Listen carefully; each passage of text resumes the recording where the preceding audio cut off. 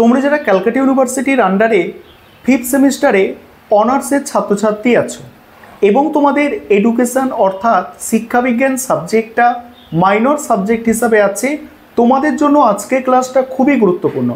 আজকে ক্লাসে তোমাদের এডুকেশন মাইনরের দুটি পেপারের 100% কমনযোগ্য সাজেশান নিয়ে আলোচনা করব।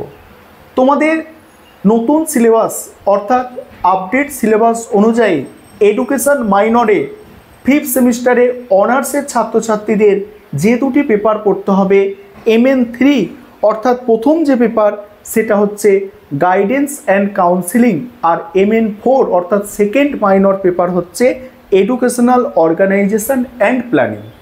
এই দুটি পেপার তোমাদের অনার্সের ছাত্রছাত্রীদের এডুকেশন মাইনরে পড়তে হবে। এই দুটি পেপারের 100% কমনযোগ্য সাজেশান নিয়ে আজকে আলোচনা করব। আর তোমরা যারা ইংলিশ ভার্সানের ছাত্রছাত্রী আছো, তোমরাও আজকে ক্লাসটা দেখো, কারণ সাজেশানটা তোমরা ইংলিশেও পেয়ে যাবে। চলো আমি স্ক্রিন রেকর্ডের মাধ্যমে সাজেশান আলোচনা করছি, তোমরা দেখে নাও। এবারে তোমরা দুটো মাইনর পেপারের সম্পূর্ণ সাজেশান দেখে নাও। আবারও বলছি, তোমরা যারা 5th সেমিস্টারে অনার্সের ছাত্রছাত্রী আছো এবং শিক্ষাবিজ্ঞান সাবজেক্টটা মাইনর সাবজেক্ট হিসাবে আছে, এই সাজেশানটা কেবলমাত্র তোমাদের জন্য, এটা MDC অর্থাৎ জেনারেল কোর্সের ছাত্রছাত্রীদের জন্য নয়। দেখো, প্রথম যে পেপারটি তোমাদের পড়তে হচ্ছে সেটা হচ্ছে গাইডেন্স অ্যান্ড কাউন্সিলিং। এই পেপারের প্রথমে সাজেশানটা বুঝে নাও। দেখো, ইউনিট 1, প্রথম ইউনিট থেকে 10 নম্বরের প্রশ্ন দেখো। প্রথম প্রশ্ন হচ্ছে নির্দেশনার সংজ্ঞা দাও ও নির্দেশনার কার্যাবলী আলোচনা করো। দ্বিতীয় প্রশ্ন, মাধ্যমিক বিদ্যালয়ে নির্দেশনার প্রয়োজনীয়তা আলোচনা করো। পরের প্রশ্ন হচ্ছে ব্যক্তিগত নির্দেশনা বলতে কী বোঝো, এর সুবিধা অসুবিধা উল্লেখ করো। 4 নম্বর প্রশ্ন, দলগত নির্দেশনার সংজ্ঞা দাও, একক নির্দেশনার সঙ্গে এর পার্থক্য আলোচনা করো, আর দলগত নির্দেশনার সুবিধাগুলি ব্যাখ্যা করো। 5 নম্বর প্রশ্ন, একটি উত্তম বিদ্যালয় নির্দেশনার কার্যক্রমের জন্য প্রয়োজনীয় উপাদানগুলি আলোচনা করো। এখানে 5টা প্রশ্ন দেখতে পাচ্ছ, তবে যেগুলো মোস্ট ইম্পর্টেন্ট প্রশ্ন স্টার দিয়ে চিহ্নিত করা আছে, অর্থাৎ প্রথম 3টে হচ্ছে মোস্ট ইম্পর্টেন্ট। এবারে 5 নম্বরের প্রশ্ন, নির্দেশনার কার্যাবলী উল্লেখ করো। তারপরেই আছে মাধ্যমিক শিক্ষান্তরে নির্দেশনার প্রয়োজনীয়তা সংক্ষেপে লেখো। পরের প্রশ্ন, ব্যক্তিগত নির্দেশনার সুবিধা অসুবিধাগুলি লেখো। পরের প্রশ্ন আছে দলগত নির্দেশনার 5টি সুবিধা উল্লেখ করো। পরের প্রশ্ন আছে একটি ভালো বিদ্যালয়ে নির্দেশনা কর্মসূচির জন্য প্রয়োজনীয় উপাদানগুলির নাম উল্লেখ করো। এবারে 2 নম্বর ইউনিটটা দেখো। তোমাদের বলি যে আমাদের কিন্তু অনলাইন কোচিং ক্লাস শুরু হয়ে গিয়েছে। তোমরা যদি কেউ পেড ব্যাচে অ্যাডমিশন নিতে ইচ্ছুক থাকো বা স্টাডি মেটেরিয়াল পারচেস করতে চাও, নিচে দেওয়া নম্বরে যোগাযোগ করতে পারো। 2 নম্বর ইউনিট থেকে দেখো 10 নম্বরের প্রশ্ন, শিক্ষামূলক নির্দেশনার সংজ্ঞা দাও, শিক্ষার বিভিন্ন স্তরে শিক্ষামূলক নির্দেশনার কাজগুলি আলোচনা করো। তারপরে বৃত্তিমূলক নির্দেশনা বলতে কী বোঝো, শিক্ষার বিভিন্ন স্তরে বৃত্তিমূলক নির্দেশনার কাজগুলি আলোচনা করো। তারপর ব্যক্তিগত নির্দেশনা, এর অর্থ ও কিশোরদের জন্য এর গুরুত্ব আলোচনা করো। তারপরে আছে দেখো আধুনিক শিক্ষা ব্যবস্থায় বৃত্তিমূলক নির্দেশনার কার্যাবলী সম্পর্কে আলোচনা করো। তারপর 5 নম্বরের প্রশ্ন দেখো, শিক্ষার বিভিন্ন স্তরে শিক্ষামূলক নির্দেশনার কাজগুলি সংক্ষেপে লেখো। নেক্সট আছে বৃত্তিমূলক নির্দেশনার গুরুত্ব লেখো। কৈশোরকালে ব্যক্তিগত নির্দেশনার প্রয়োজনীয়তা আলোচনা করো। নেক্সট ব্যক্তিগত নির্দেশনার সুবিধাগুলি লেখো। এবারে 3 নম্বর ইউনিট। 3 নম্বর ইউনিট থেকে যে প্রশ্নগুলো তোমরা তৈরি করবে দেখে নাও।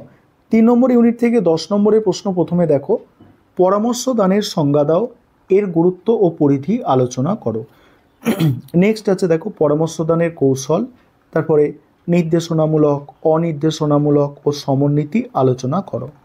নেক্সট আছে দেখো সমন্বিতি ও পরামর্শ দানের বৈশিষ্ট্য ও সুবিধাগুলি আলোচনা করো। পরের প্রশ্ন, প্রত্যক্ষ পরোক্ষ পরামর্শদানের সংজ্ঞা ও পার্থক্য ব্যাখ্যা করো। তারপরে ব্যক্তিগত ও দলগত পরামর্শদানের অর্থ ও গুরুত্ব আলোচনা করো। 5 নম্বরের প্রশ্ন দেখো, পরামর্শদানের পরিধি সম্বন্ধে সংক্ষেপে লেখো। নেক্সট আছে প্রত্যক্ষ পরামর্শদানের বৈশিষ্ট্যগুলি উল্লেখ করো। পরোক্ষ পরামর্শদানের বৈশিষ্ট্যগুলি লেখো। ঐচ্ছিক বা সমন্বিত পরামর্শদানের বৈশিষ্ট্যগুলি উল্লেখ করো। নেক্সট আছে দলগত পরামর্শদানের গুরুত্ব আলোচনা করো। তারপরে একক পরামর্শদানের সুবিধা অসুবিধাগুলি লেখো। এবারে তোমরা যারা ইংলিশ ভার্সনের স্টুডেন্ট আছো তোমরা এই পেপারের সাজেশানটা দেখে নাও, তারপরেই আমি পরের যে পেপারটি আছে অর্থাৎ তোমাদের সেকেন্ড মাইনর অর্থাৎ MN4 পেপার, সেই MN4 পেপারের সাজেশান নিয়ে আলোচনা করব। দেখো এবারে MN4 পেপারের তোমরা সাজেশানটা দেখে নাও। MN4 পেপারের নাম হচ্ছে এডুকেশনাল অর্গানাইজেশন অ্যান্ড প্ল্যানিং। তোমরা যারা অনার্সের ছাত্রছাত্রী আছো তোমাদের MN4 পেপার এটা, এবং পাস কোর্সে যারা আছে তাদের ওম্যান এডুকেশন। এটা ওই জন্য বললাম যে অনার্সের ছাত্রছাত্রীদের জন্যই কেবল সাজেশানটা তৈরি করা হয়েছে। ইউনিট 1 থেকে দেখো প্রথম প্রশ্ন, শিক্ষা সংগঠন বলতে কি বোঝো?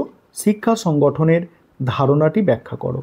দ্বিতীয় প্রশ্ন, সংগঠন ও ব্যবস্থাপনা বলতে কি বোঝো? বিদ্যালয় সংগঠনের ধারণাটি ব্যাখ্যা করো। নেক্সট, শিক্ষা ব্যবস্থাপনার অর্থ ব্যাখ্যা করো।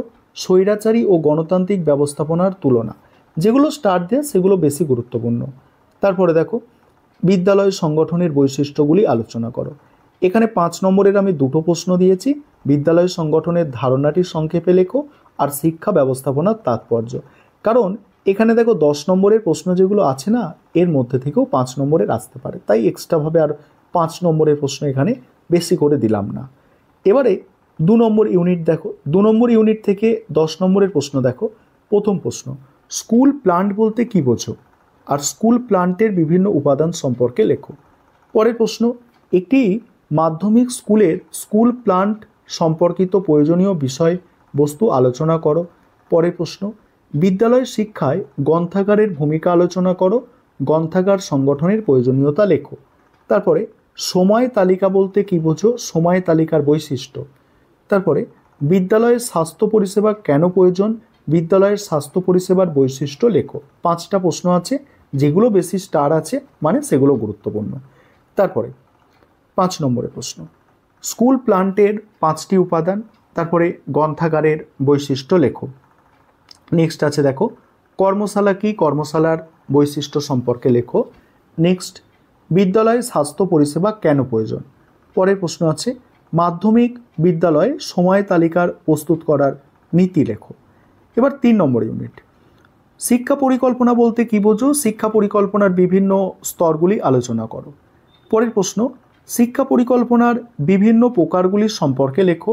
তারপরে শিক্ষা ব্যবস্থাপনার উদ্দেশ্যগুলি লেখো, যে কোনো 3 প্রকার শিক্ষা ব্যবস্থাপনা সম্পর্কে লেখো।